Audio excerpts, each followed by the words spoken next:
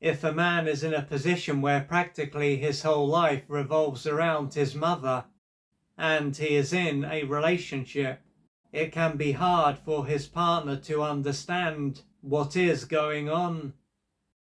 But as he will be her son, not her parent, this is to be expected. Moreover, he will be an individual who has his own needs and feelings. Therefore, he is not here to act as though he is an extension of his mother. He is here to live his own life. However, although he will be living in a way that is not serving him, he might not be aware of this. And if his partner were to talk to him about what is going on, he might not be able to hear what she says. He is then going to have the eyes to see, but it won't be possible for him to see what is right in front of him. And as opposed to being a conscious human being, then it will be as if he is a programmed machine. This machine will have been programmed to behave in a way that serves one person in particular. The trouble is that, as he is not a machine and he has needs and feelings, behaving in this way will be wearing him down. He can then make out that he is behaving in the right way, but he is still going to be depriving himself. At this point, it can be hard to understand why he would be behaving in a way that is undermining him and be comfortable doing so. Nonetheless, while he will be harming himself, if behaving in this way wasn't serving him in some way, he wouldn't behave in this way. To understand how he is benefiting, it will be necessary to take a deeper look at what his early years were like. This is likely to have been a stage of his life when he was greatly deprived and deeply wounded. In all likelihood, his mother was unable to provide him with the love that he needed to grow and develop in the right way. She had probably been greatly deprived and deeply wounded during her formative years. This would have meant that she was developmentally stunted and unable to truly be there for her son. Deep down, she is likely to have seen her son as a being who could give her what she missed out on. A time when her son needed to receive would then have been a time when he was forced to give and be there for his mother. Many, many years will have passed since he was a boy, but a big part of him won't have moved on from this stage of his life.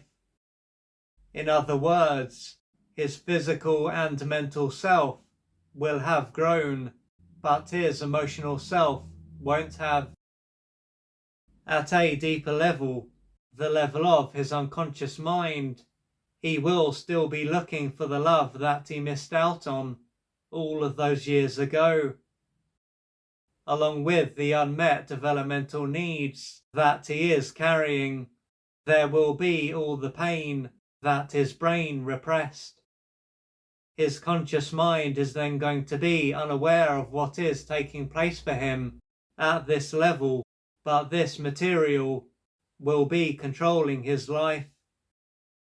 Focusing on his mother will be a way for him to try to meet these unmet developmental needs and keep his pain at bay. What this will illustrate is that, at a deeper level, it is not possible for him to see that it is too late for him to meet these needs, and that his mother is unable to love him. This shows that the view that this other part of him has of his mother has very little basis in reality.